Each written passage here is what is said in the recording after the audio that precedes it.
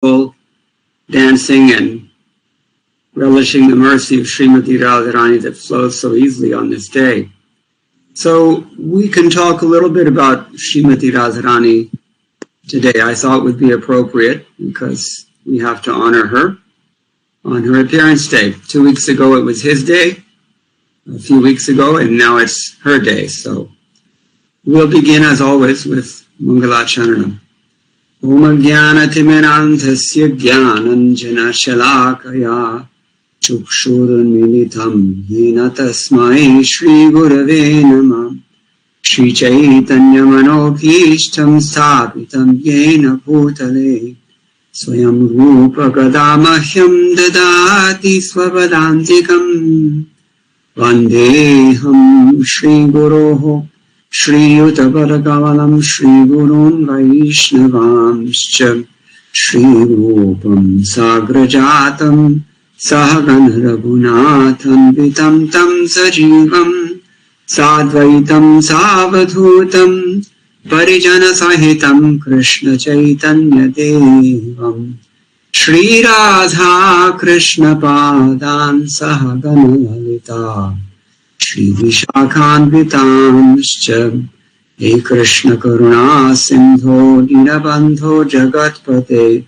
Gopesha Gopika Kanta Radha Kanta Namostute Tapta Kanchana Gaurangi Radhe Vrindavaneshwari Vrishabhanusute Devi Pranamani Haripriye Vancha Kalpatarubhyascha Kripa Sindhubhya eva cha Patitanam Bhavanebhyo Vaishnavebhyo Namo Namaha Jaya Shri Krishna Chaitanya Prabhu Nityananda Shri Advaita Gadadhara Shri Vasadi Gaur Bhakta Vrinda Hare Krishna Krishna Krishna Hare Hare Hare Rama Rama Rama Hare Hare Madhvavirapi Gopala Srikuryat Kripaya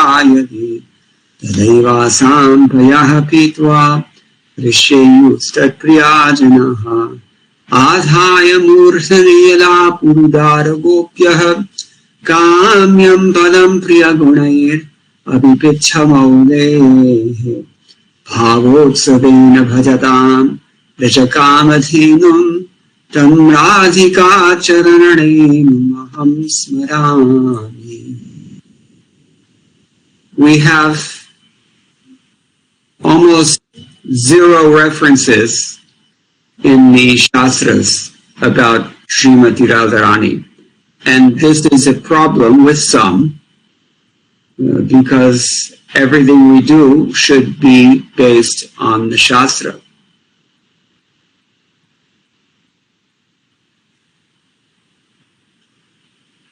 Prabhuji, mute la irkeenga.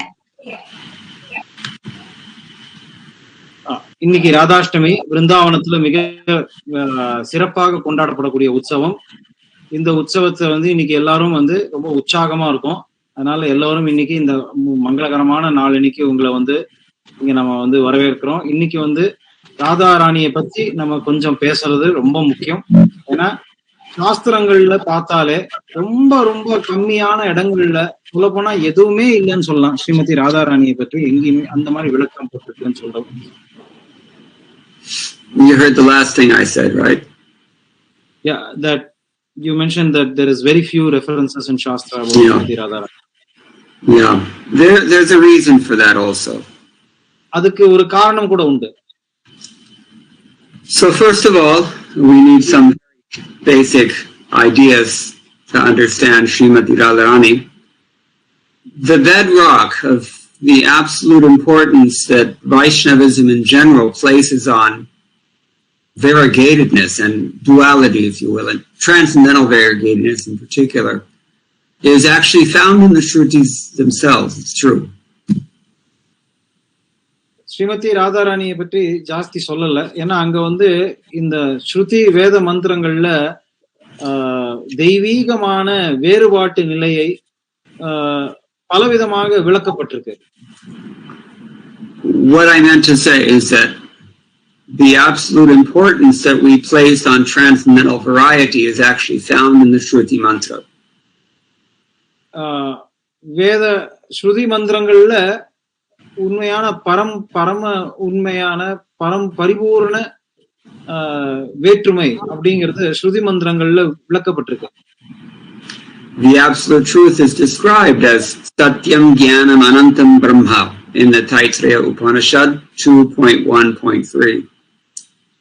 Taittiriya Upanishad 2:1 இரண்டாவது ஸ்கந்தம் 1வது அத்தியாயம் 3வது ஸ்லோகங்கள்ல என்ன சொல்லப்பட்டிருக்குன்னா, இந்த பரம்பொருள் உண்மையை பற்றி விவரமாக விளக்கப்பட்டிருக்கு. Brahman is eternal existence, unlimited, full of knowledge. அவர் பரம உண்மையானவர், அவர் எல்லையற்றவர், முற்றிலும் ஆன்மீகமயமானவர், முற்றிலும் ஞானம் படைத்தவர். But something is missing. If you have only existence and awareness, still you're not going to be happy. What we want is happiness. நமக்கு என்ன தேவை? ஆனந்தம், சந்தோஷம். வெறும் வாழ்வு மட்டும் இருந்து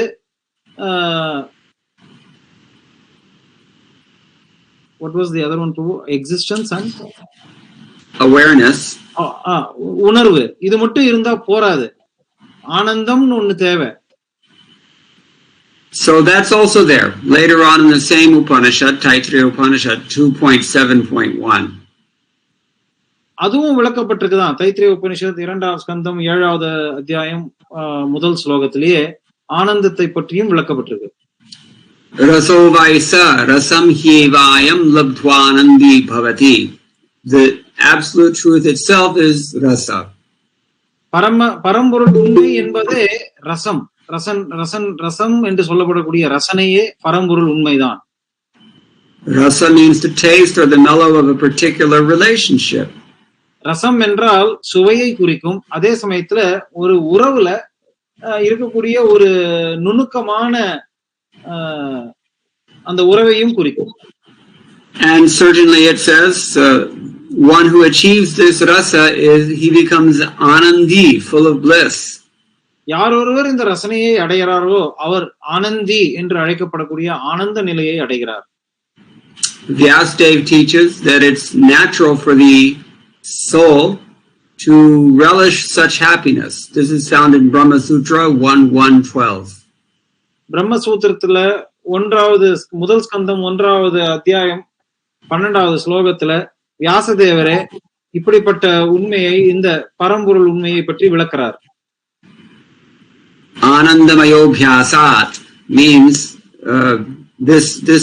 we're naturally seeking bliss because that is the nature of the soul. நம்ம அந்த ஸ்லோகத்தின்படி, அந்த சூத்திரத்தின்படி என்னன்னா ஆனந்தமயோபியாசாத், அதாவது நம்ம இயற்கையிலேயே ஆத்மாவுடைய இயற்கையான நிலை சந்தோஷமாக ஆனந்தமயமாக இருக்கக்கூடிய நிலை. அதனாலதான் நம்ம ஆனந்தத்தை தேடியே எப்பொழுதும் மகிழ்ச்சின்ற பேர்ல பார்க்க விரும்புறோம்.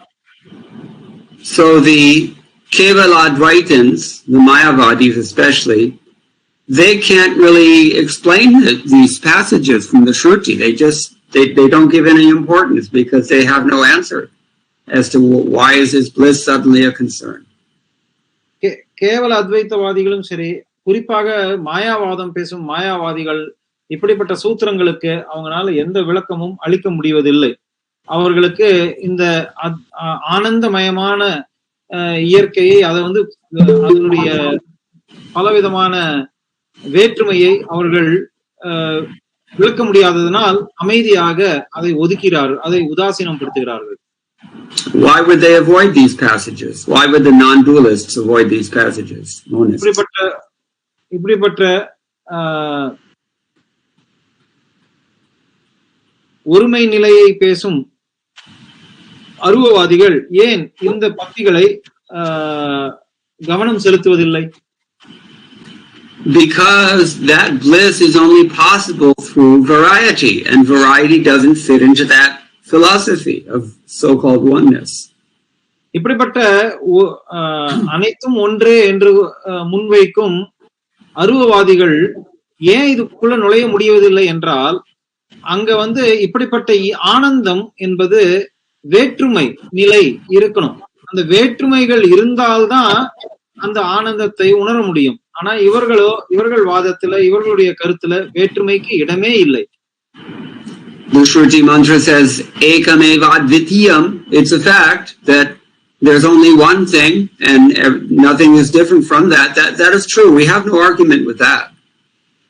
வேத சாஸ்திரங்கள் சொல்றதுபடி அனைத்தும் ஒன்றே, அதை காட்டிலும் இரண்டாவது என்று ஒன்று இல்லை என்பது உண்மைதான்.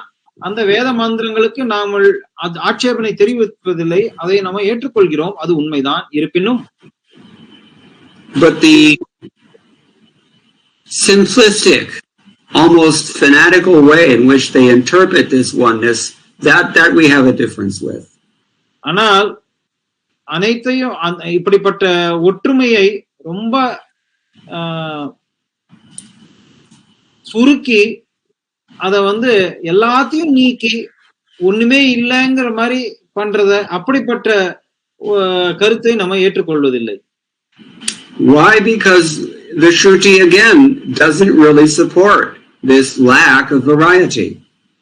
ஏன் இப்படி நம்ம சொல்றோம் அப்படின்னா, இந்த மாதிரியான வேற்றுமை வகைகளுக்கு இடமே இல்லைன்னு சொல்லக்கூடிய கருத்தை ஸ்ருதி மந்திரங்கள் எதிர்க்கிறது. அதனால நம்மளால அந்த வாதத்தை ஏற்றுக்கொள்ள முடிவதில்லை. Shvetashvatara Upanishad 6.8 says that the Lord also possesses so much variety. Shvetashvatara Upanishad 6.8ல மிக தெளிவாக சொல்லப்பட்டிருக்கு, பகவான் முற்றிலும் பல வகையான வகைகளை கொண்டவர் அப்படின்னு விளக்கப்பட்டிருக்கு. Parasya Shaktir Vividhaiva Shruyate. We hear that the Lord's potencies are many. பராசிய சக்தி விவிதைவ ஸ்ரூயத்தேங்கிற ஸ்லோகத்துக்கு என்ன அர்த்தம்? பகவானுடைய சக்தியானது பல்வகை, பன்முகம், பல வகையான வகைகள் கொண்டது. Swabhaviki Jnana Bala Kriyacha. For example, he has natural awareness and power and activities.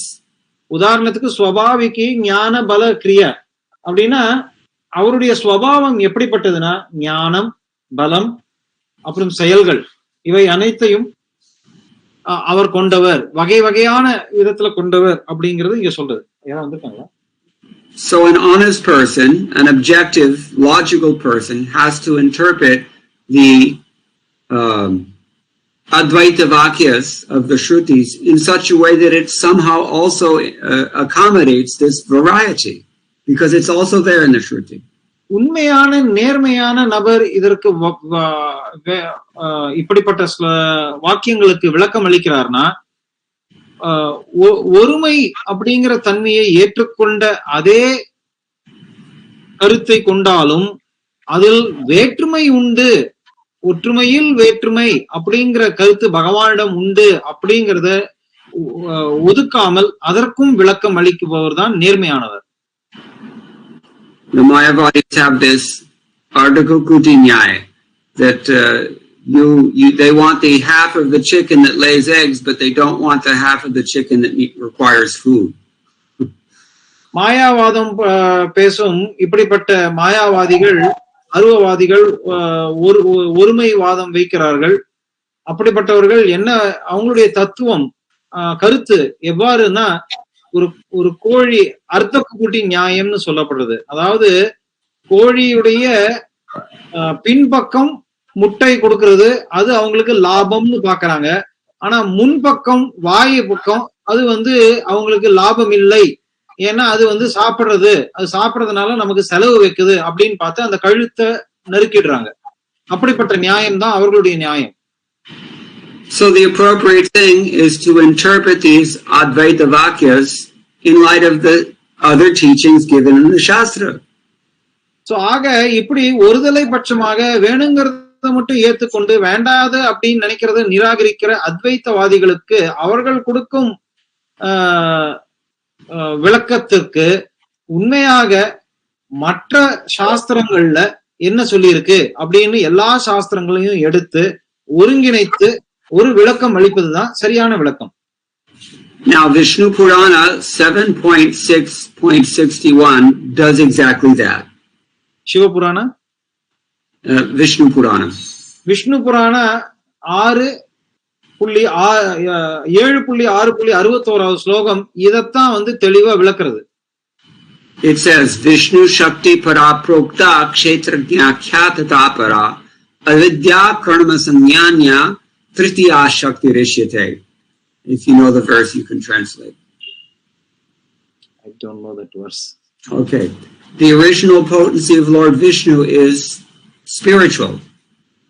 பகவான் விஷ்ணுவுடைய உண்மையான சக்தி என்பது முற்றிலும் ஆன்மீகமயமானது. And the living entity actually belongs to that spiritual energy, but he's called marginal.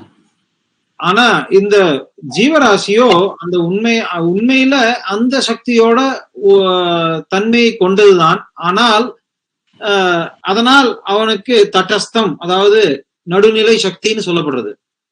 Because there's another energy called the material energy, which is full of ignorance. ஏன்னா பகவானுடைய இன்னொரு சக்தி பௌதீக சக்தி, அது அறியாமையே முற்றிலும் மையமாக கொண்டது. So when the Shvetashvatara Upanishad tells us that the Lord has multifarious potencies, the Vishnu Purana is telling me that they can be classified into basically three: internal potency, external potency, marginal potency. That's Krishna, the material world, and the jivas. Shvetashvatara உபநிஷத்துல பகவானுடைய சக்திகளுக்கு பல வகை உண்டுன்னு சொல்லி இருக்கிறது. இதான் விஷ்ணு புராணத்துல மேலும் விளக்கி 3 வகைகள், அதாவது பகவானுடைய பகிரங்க சக்தி, பகவானுடைய பகிரங்க சக்திங்கிறது தான் பௌதீக உலகம், அந்தரங்க சக்திங்கிறது தான் ஆத்மா,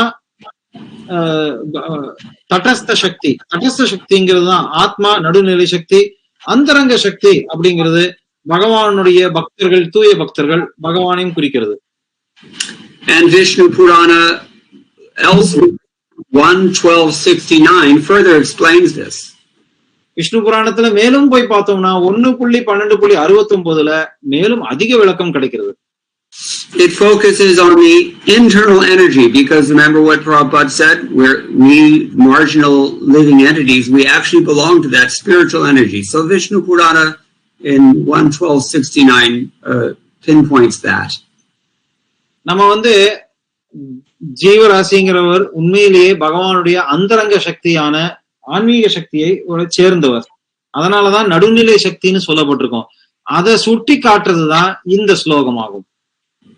There Vishnu Purana, Purashar Muni says, actually it's Dhruva Maharaj speaking, he says, Larani Sandhini Samvit Tvayi Eka Sarva Samsthitao Lada Tapakari Mishra Tvayi No Guna Varjite. That means, my dear Lord, you're the support of everything. இந்த குறிப்பிட்ட ஸ்லோகம் பராசர முனிவர் எழுதினார். ஆனா உண்மையில துருவ மகாராஜர் சொல்றார். அங்க வந்து துருவ மகாராஜர் என்ன சொல்றாருன்னா, பகவானே உங்களுடைய சக்தி உண்மையிலேயே முற்றிலும் ஆன்மீகமயமானது. He says the Hladini Shakti, Sandhini Shakti, and Samvit Shakti, they all exist in you as one spiritual energy.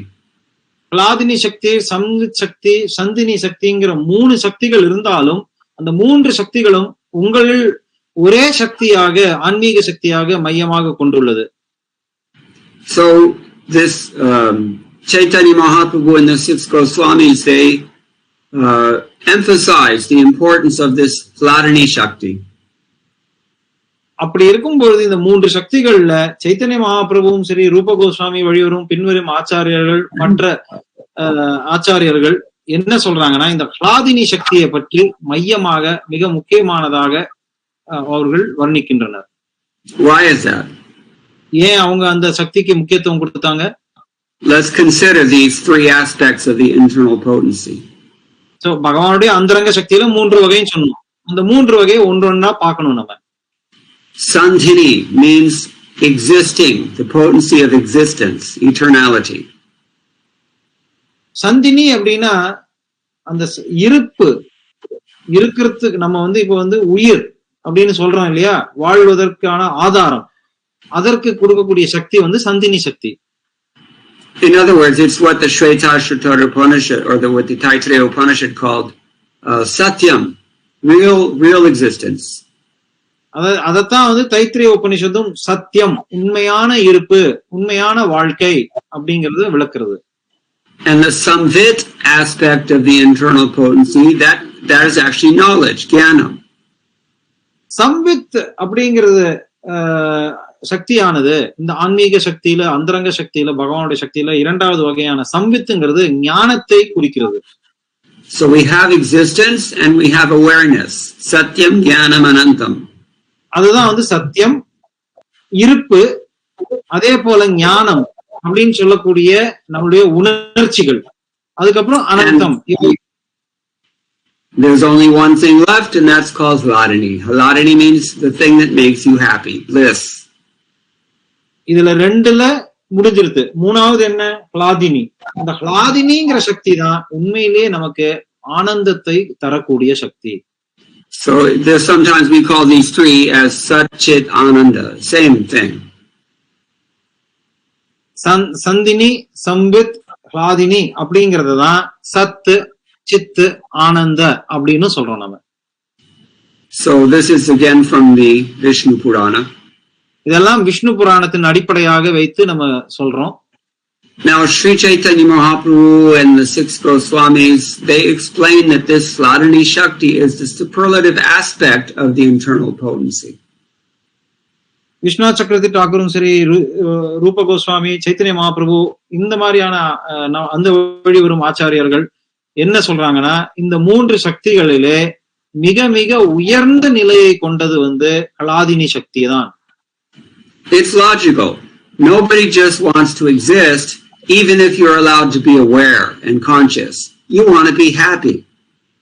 இது வந்து ஒரு நியாயப்படி பார்த்தா இதுதான் நியாயம். ஏன்னா என்ன, யாரு வந்து சந்தோஷம் இல்லை, ஆனந்தம் இல்லை அப்படின்னா நீங்க வாழலாம், அந்த வாழ்க்கைக்கு உணர்வோடு வாழலாம். ஆனா ஆனந்தம் இல்லை, சந்தோஷம் இல்லை அப்படின்னு சொன்னா யார் ஏத்துப்பாங்க?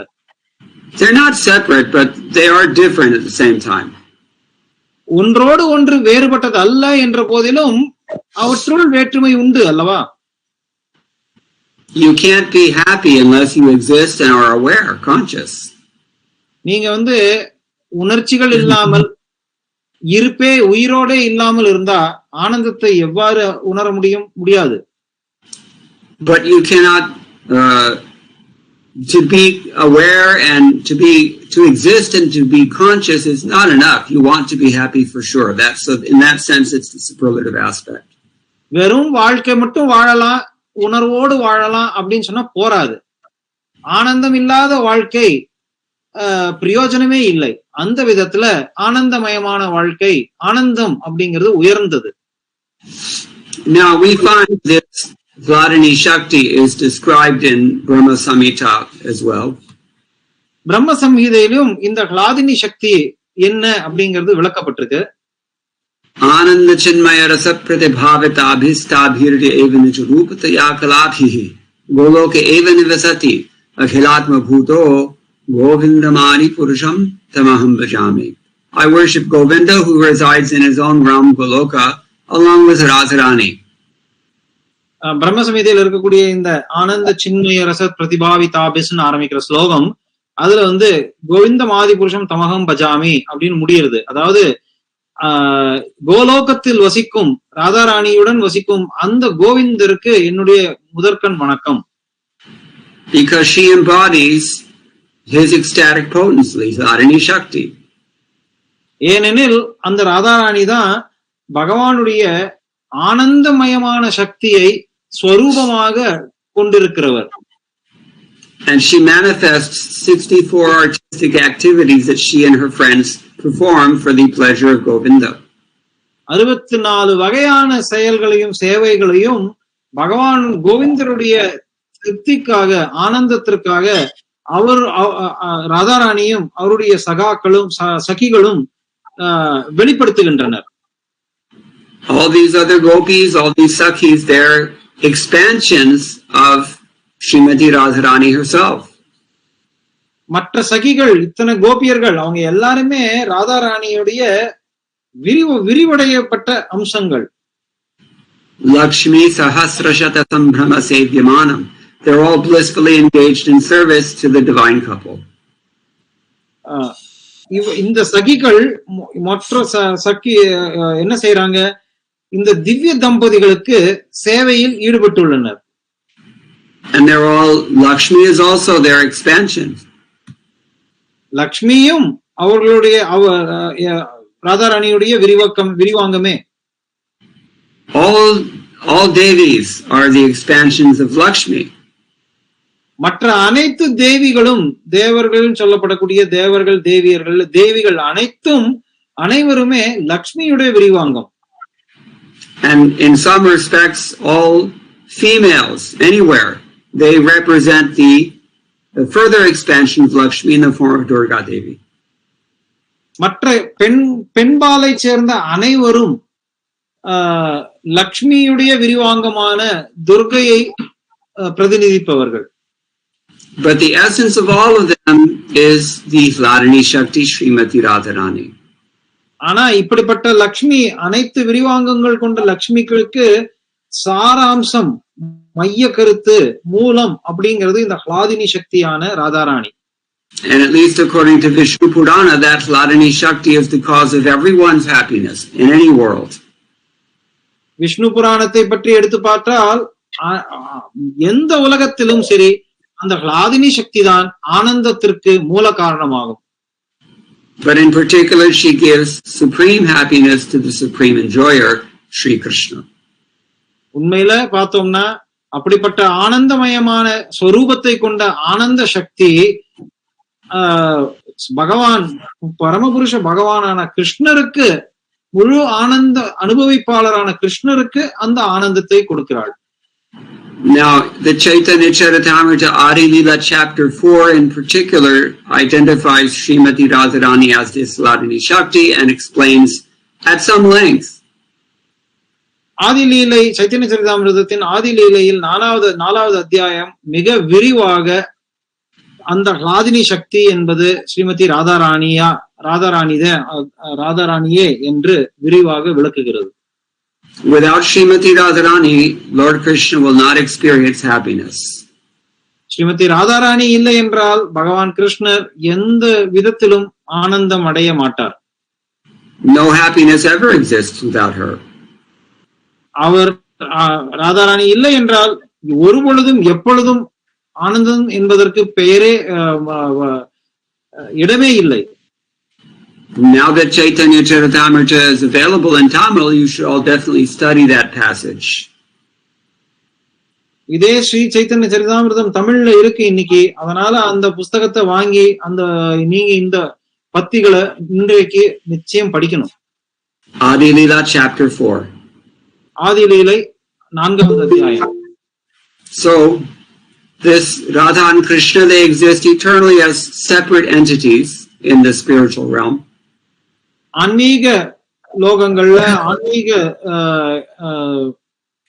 தடத்துல திவ்ய ஆன்மீக இருப்புகளாக, ஆன்மீக Lord Krishna, கிருஷ்ணர் தம்பதிகளாக இருக்கிறார்கள். Lord Krishna is the supreme energetic, and Srimati Radharani is his primary energy. இப்படிப்பட்ட இடத்துல ஆன்மீக லோகத்துல எப்படி இருக்கிறார்கள்?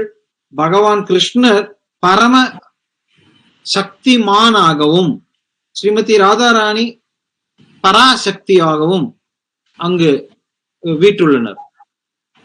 In both the ecstatic energy and the transcendental Lord Krishna, there exists Sringara Rasa, amorous love, whose quality is inconceivable to us. அப்படிப்பட்ட சக்தியும் சக்திமானும் இருக்கும் இடத்தில் தெய்வீக காதல் உறவு நடைபெறுகிறது. இந்த காதல் உறவு நமக்கு முற்றிலும் புரிந்து கொள்ள முடியாததாகும். But Srimati Radharani, she embodies that supremely pure love. ஆனால் ஸ்ரீமதி ராதாராணியோ அந்த பரம ஆனந்தத்தின், பரம காதலின், உயர்ந்த காதலின் ஸ்வரூபம். And the gopis are representing Srimati Radharani as her facsimiles.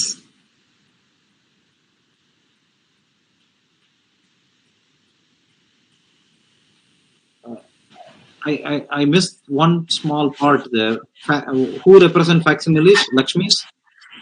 The gopis. கோபியர்கள் Srimati Radharani. இந்த கோபியர்கள் எல்லாமே நம்ம வந்து இந்த தமிழ்ல எப்படி சொல்றது, ஜெராக்ஸ் காப்பின்னு சொல்லுவோம் பாத்தீங்களா, அந்த மாதிரி அந்த மாதிரி பிரதிகள், ராதாராணியை பிரதிநிதிக்கும் பிரதிகள்.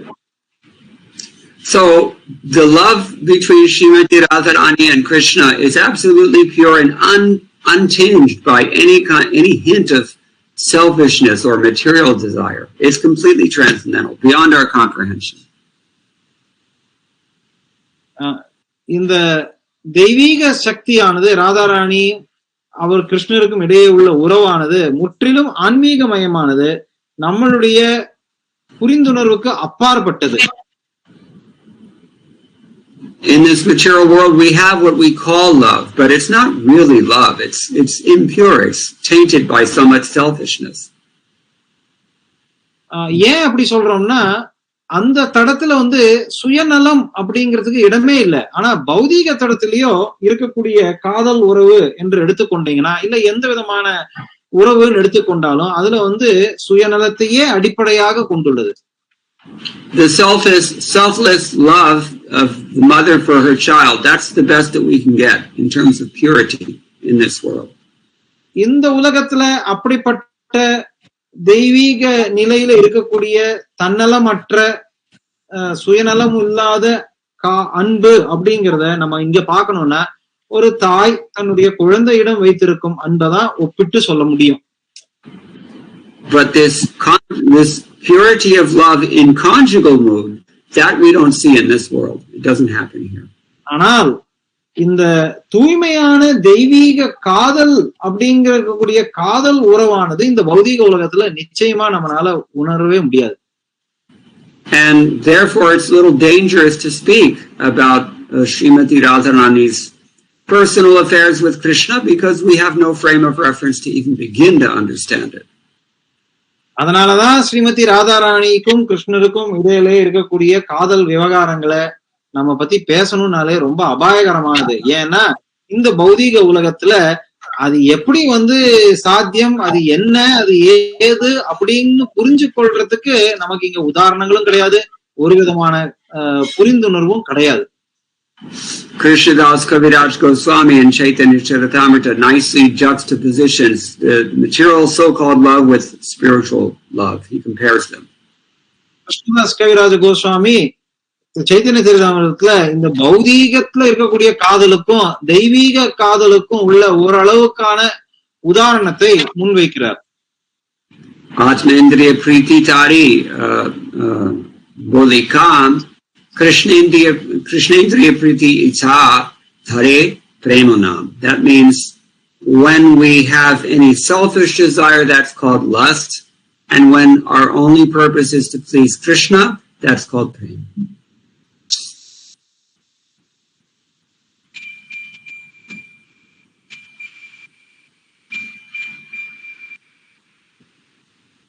சாரி பிரபு. அந்த ஸ்லோகம் என்னவென்றால், ஆத்மேந்திரிய பிரீத்தி இச்சா தரிபலகாம் கிருஷ்ணேந்திரிய பிரீத்தி வாஞ்சா தர பிரேமனாம். அதாவது நமக்கு சுயநலமாக எந்தெல்லாம் சந்தோஷம் நினைக்கிறோமோ அதெல்லாம் காமம். ஆனால் கிருஷ்ணரை மையமாக வச்சு கிருஷ்ணருக்கு அந்த சந்தோஷத்தை அர்ப்பணிக்கணும், கிருஷ்ணருக்கு செய்ய வேண்டிய எல்லா செயல்களும் அவருடைய, அதுதான் பிரேமம் அப்படின்னு அழைக்கப்படுது. If we're doing something for ourselves, that's material. If we're doing something purely for Krishna's pleasure, that's spiritual. அதாவது எதெல்லாம் நம்ம வந்து பௌதீக கண்ணோட்டத்தோட செய்யறோமோ அதெல்லாம் பௌதீக தடத்துல உள்ளது. எதெல்லாம் நம்ம வந்து கிருஷ்ணருக்காக அவரை திருப்திப்படுத்துவதற்காக செய்யறோமோ அதெல்லாம் ஆன்மீக தடத்தில் உள்ளது. So the gopis, they all have absolutely no tinge of material desire, not even a trace. அதனால கோபியர்கள் அவர்களிடம் ஒரு துளி அளவு கூட பௌதீக கண்ணோட்டம் கிடையாது, அவங்களுக்கு பௌதீக ஆசைகளே கிடையாது. அது எல்லாமே முற்றிலும் ஆன்மீகமயமான விருப்பம், ஆசை.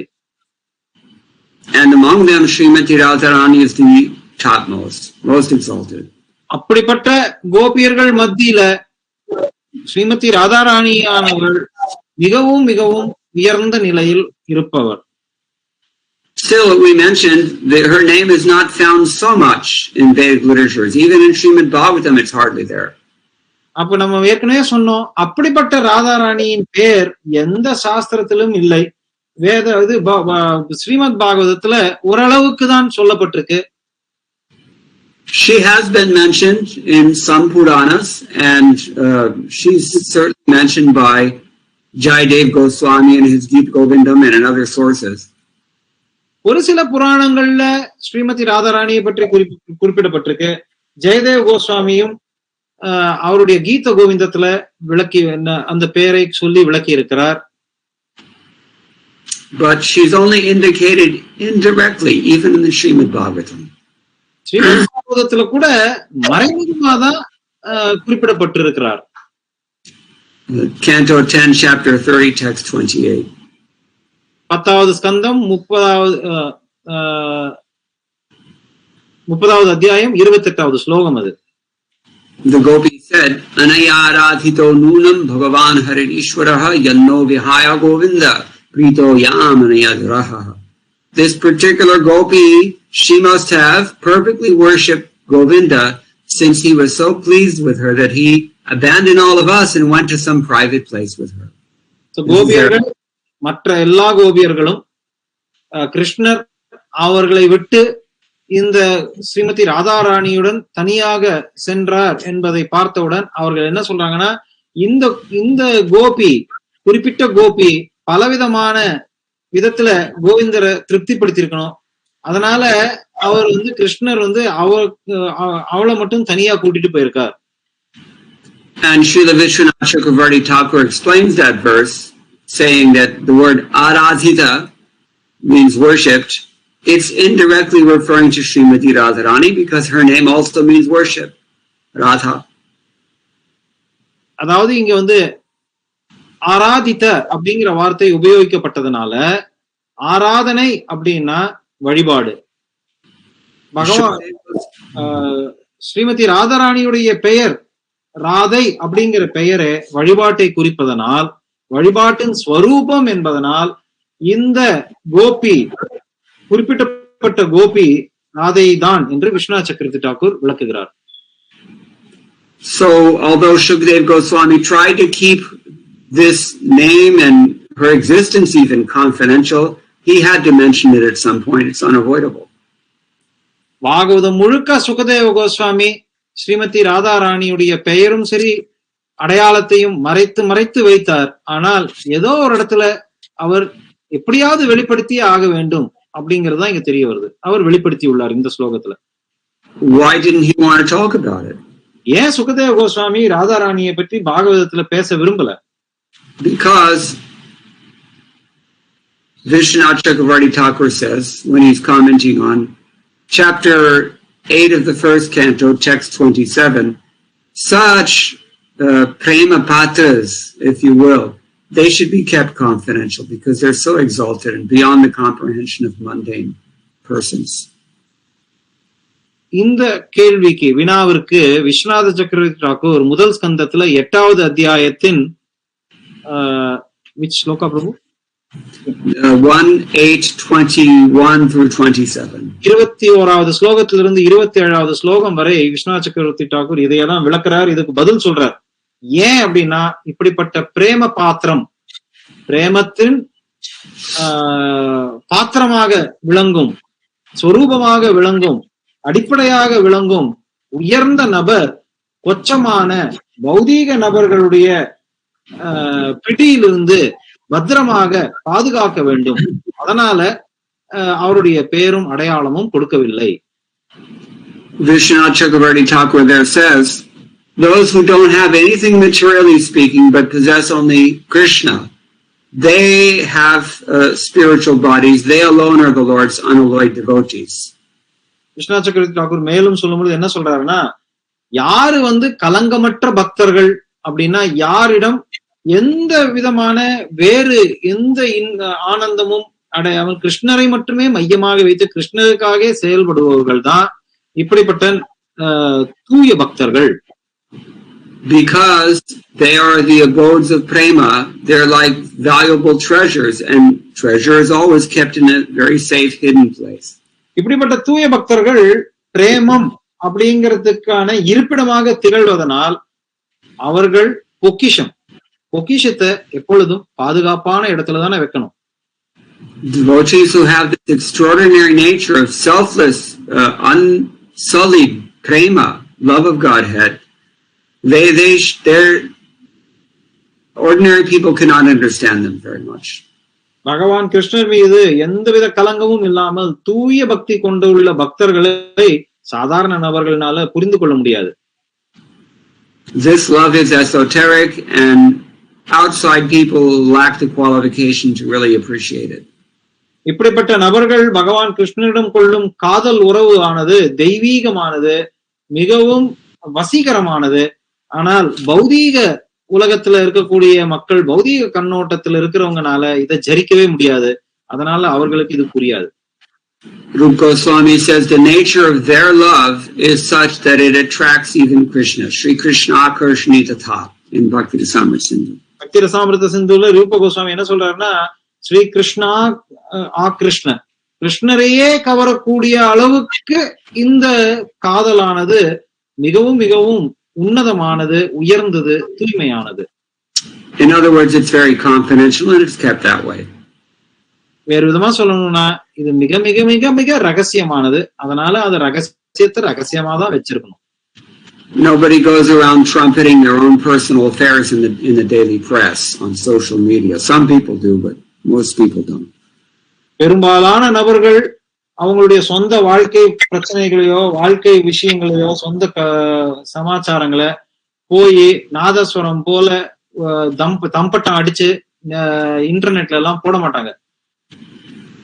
So, although this is very confidential topic, we find in some of the writings of our Goswamis that some degree of the character of Srimati Radharani's perfect ideal in spotless prema is revealed. என்னதான் இது ரகசியமான அந்தரங்க விஷயம் என்றாலும், உறவு என்றாலும், நம்மளுடைய ஆச்சாரியார்கள் ஓரளவுக்காவது ஸ்ரீமதி ராதாராணியின் மிக உயர்ந்த உன்னத தூய்மையான நிலையை நமக்கு விளக்குவதற்காக அவர்களுடைய நூல்கள்ல எடுத்துரைக்கின்றனர். So, Srimati Radharani has said so many things about Krishna that we might consider. அப்படி அவர்களுடைய எழுத்துக்களில் இருந்து ஸ்ரீமதி ராதாராணி கிருஷ்ணரை பற்றி என்னெல்லாம் விளக்கியிருக்காங்க அப்படிங்கறத நம்ம இப்ப கொஞ்சம் பார்க்க இருக்கிறோம். But her love for Krishna is so strong that she cannot even stand a moment to close her eyes so that she doesn't see him. I couldn't understand that, prabhu. She doesn't even want to blink her eyes because her love is so strong for him. She wants to see him at every moment. இதுக்கு உதாரணம் சொல்லணும்னா, ஸ்ரீமதி ராதாராணியுடைய காதல் உறவு எவ்வாறு இருந்தது அப்படின்னா, பகவான் கிருஷ்ணர் முன்னாடி கண்ணை கூட இமைக்கிற நேரத்தை வீணடிக்க விரும்பல. அப்படி கண் கொட்டாம பகவானை பார்க்கணும், கண் கொட்டாம பகவானுக்கு அந்த ஆனந்தத்தை கொடுக்கணும் அப்படிங்கிறதுல குறியா இருந்தவர். Hanta kantamabhitam vidrikshate manasam mama nasathu yakrate indurindu mukhimanna marutash chandanam na chavitanoti vedanam. She says, without seeing Krishna when he's gone during the day or when after he's gone to Mathura, she said, my mind only wants to see him, on account of which it's not in proper order. எப்பெல்லாம் பகவான் கிருஷ்ணரை காண முடியவில்லையோ, அவர் பகல் வேளையில கோபர்களோட மேய்க்க போகிறார், மாடு மேய்க்க போகிறார், இல்ல மதுராவுக்கு சென்ற பின் அவர் திரும்பி வரவில்லை. இவ்வாறு இருக்கும் சூழ்நிலையில கிருஷ்ணரை தவிர வேற எதுவுமே யோசிக்க முடியாதனால என்னுடைய மனம் சரியாக செயல்படுவதில்லை அப்படின்னு அவங்க சொல்றாங்க. She says even the moon, even the gentle breeze, even sandalwood pulp, these things merely increase my pain. நிலவின் குளுமையோ சரி, சந்தனத்தின் குளுமையாக இருந்தாலும் சரி, தென்றல் மென்மையான தென்றல் காற்றாக இருந்தாலும் சரி, இவை எல்லாம் கிருஷ்ணர் இல்லாத பொழுது என்னுடைய வலியை அதிகம்தான் அதிகரிக்கிறது, மேலும் அதிகரிக்கிறது. Especially in the hot season, we appreciate these three things: the soothing shine of the moon, some gentle breeze, and sandal paste. It's very welcome, but for Srimati Radharani, it drives her crazy because she only wants Krishna, nothing else. வெப்ப கோடை காலத்துல மிக அதிக உச்சகட்டத்துல இருக்கும் அக்னி நட்சத்திர காலத்துல கூட நம்ம இந்த குளிய நில ஒளி மற்றும் மென்மையான காற்று,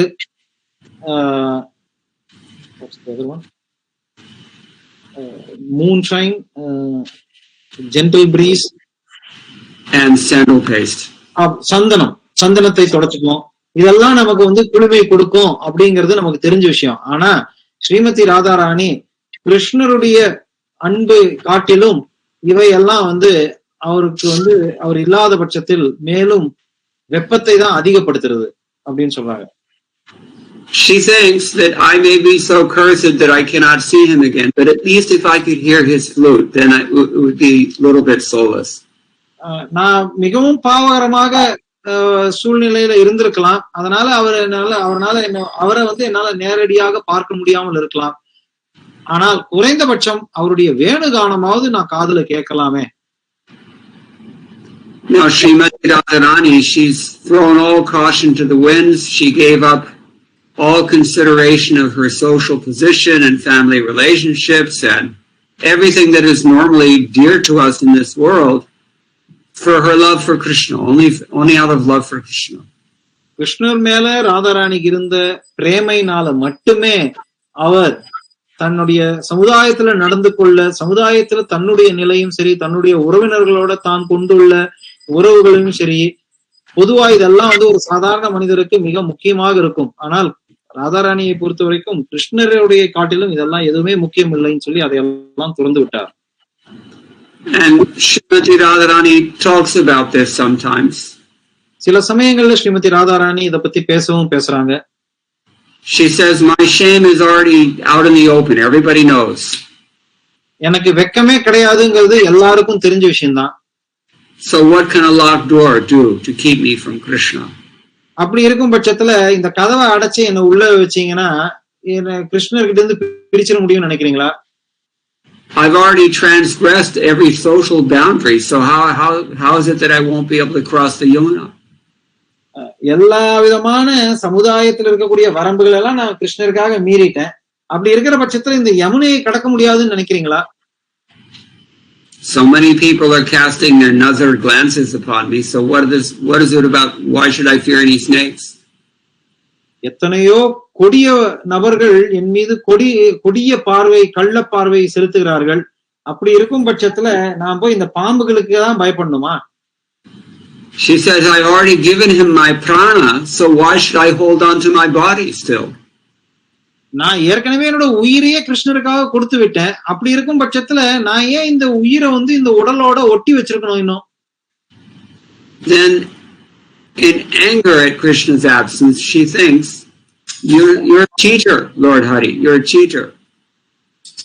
கிருஷ்ணர் தம்முட இல்ல அப்படிங்கறச்ச அவங்களுக்கு இருக்கிற சினத்தினால் அவர் என்ன சொல்றாருன்னா, நீங்க ஒரு ஏமாற்றுக்காரர் கிருஷ்ணா, நீங்க என்ன ஏமாற்றுக்காரர், கபடர். What are you to these other women? They don't care about you. They're just acting in their own interest. Which woman, Prabhu? Any other women. மற்ற பெண்கள் எல்லாம் அவங்களுடைய சுயநலத்துக்காக தான் செயல்படுறாங்க. They don't have real love for you, so what is your cheating? How can your cheating hurt them?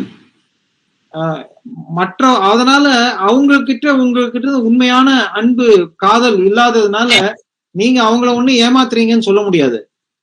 But I'm just suffering from doomed hope. ஆனால் நானும் நம்பிக்கையே இல்லாத சூழ்நிலையில இருந்து தவிக்கிறேன். I fixed my heart and soul upon you alone. உங்கள் மீது மட்டுமே என்னுடைய இதயத்தையும் ஆத்மாவையும் அர்ப்பணம் செய்துள்ளேன். But now those who are simply cheating you, they get to stay with you, but my heart is broken and my life heirs are departing. ஆனால் உங்களை ஏமாத்தக்கூடிய இந்த பெண்கள் ஏன் ஏமாத்துறாங்க? அவங்க உங்களுக்கு இந்த மாதிரி அர்ப்பணம் செய்யல. அப்படி இருக்கிற பெண்களோட போய் நீங்க இருக்கீங்க. இங்க நான் என்னுடைய உயிரையும் எல்லாத்தையும் கொடுத்திருக்கேன், ஆனா என்ன ஏமாத்துறீங்க. So this is the nature of Srimati Radharani's love. இதுதான் ஸ்ரீமதி ராதாராணியுடைய காதலின் இயற்கை நிலை. One of her friends sees her and she says, "You've lost interest in eating. You've ceased all village interactions."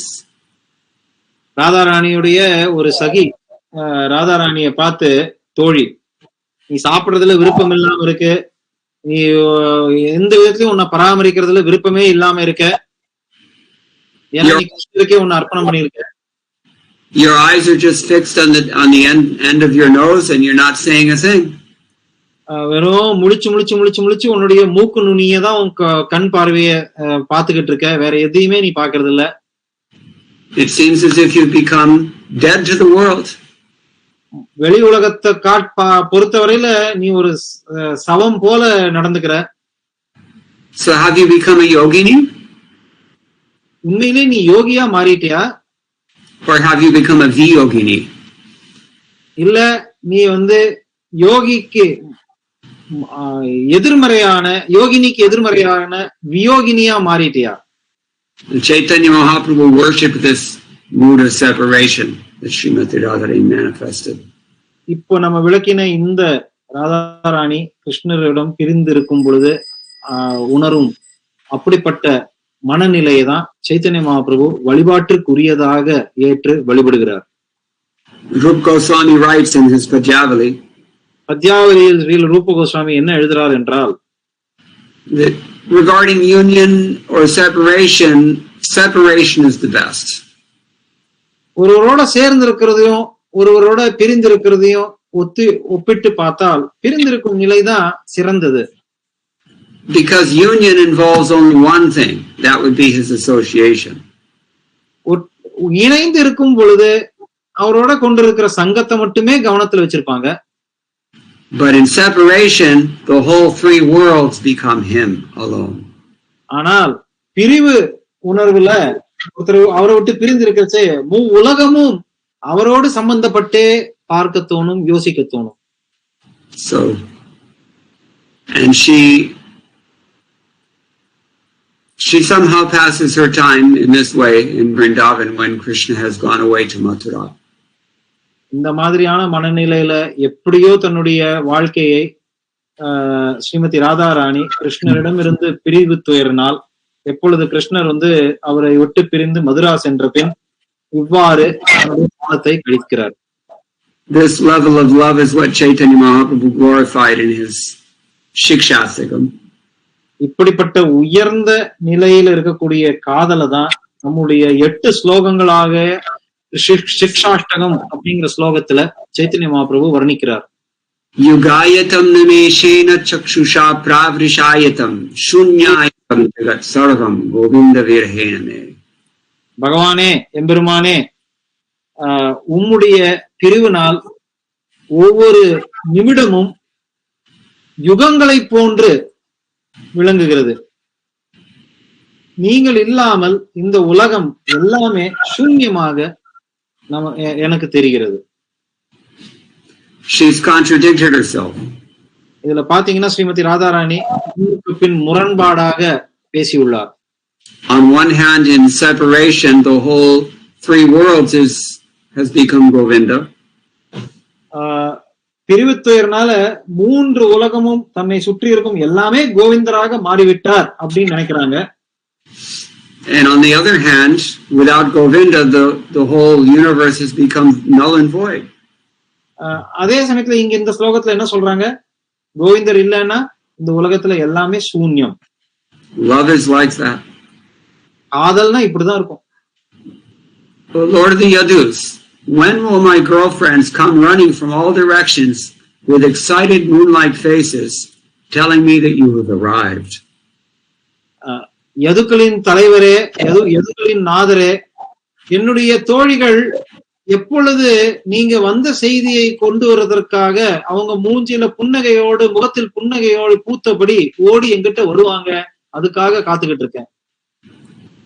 She says, I'm only depending on a single thread of hope that you may come back again. நீங்க எப்பொழுதாவது ஒரு தடவையாவது வருவீங்க, உங்களுடைய வருகை சாத்தியம் உண்டு, இழை ஒரு நூல் போல இருக்கக்கூடிய ரொம்ப கம்மி நம்பிக்கையில தான் நான் என் உயிரையே வச்சு இங்க வாழ்ந்துகிட்டு இருக்கேன். If this delay continues without any closure, then for what purpose did the benevolent creator create Kalakuta poison? இப்படிப்பட்ட உங்களுக்காக காத்துக்கிட்டு இருக்கிற நிலையானது எப்பொழுதும் நீடித்து கொண்டே இருந்தால் காலக்கூட்ட விஷத்திற்கு என்ன பயன் கிடைக்கும்? Now Srimati Radharani's friends come to her and they say, look, we know Krishna's character, he's Lambata after all, that he can do anything and he's not faithful, but you're such a good girl, everyone loves you, why don't you just forget about this Krishna? Sometimes her friends will speak like this. சில சமயங்கள்ல ராதாராணியோடைய தோழிகள் ராதாராணி பிரிவு துயர்ல வாடிக்கொண்டிருக்கும் பொழுது, நீ இந்த கிருஷ்ணர் ஒரு ஏமாற்றுக்காரர், மத்தவங்களோட போய் எல்லாம் சந்தோஷமா இருக்க, நீ ரொம்ப நல்ல பொண்ணு, நீ எதுக்கு அந்த ஒரு கிருஷ்ணருக்காக இப்படி உன்னுடைய மனசெல்லாம் போட்டு வருத்திக்கிட்டு காத்துக்கிட்டு கிடக்குற, பேசாம ஒரே அடியா மறந்துறேன். But Srimati Radharani simply put her head down and she replied. ஆனா இதுக்கு என்ன பதில்? தலை குனிந்தவாறு ஸ்ரீமதி ராதாராணி பதில் அளிக்கிறார். Ashlishyava pararatham vinashtumam darshanat manamahatam kurutuva yatha tatha va viridhatu lambato mat prananatasto sevanaparaha. Chaitanya Mahaprabhu இந்த ஸ்லோகத்தை எழுதினார். அந்த ஸ்லோகத்துல ஸ்ரீமதி ராதாராணி கூறுவதாக, பகவானே, நீங்க என்ன எந்த விதத்துல என்ன கடுமையாக நடத்தினாலும் சரி, என் முன் தோன்றாமல் என்ன உங்களுடைய பாதங்கள்ல போட்டு நசுக்கிற மாதிரி துயரத்தை கொடுத்தாலும் சரி, எனக்கு நீங்கள் எந்த விதத்திலும், எந்த தருணத்திலும், எந்த ஒரு சூழ்நிலையிலும், அது எதுவாக இருந்தாலும் சரி,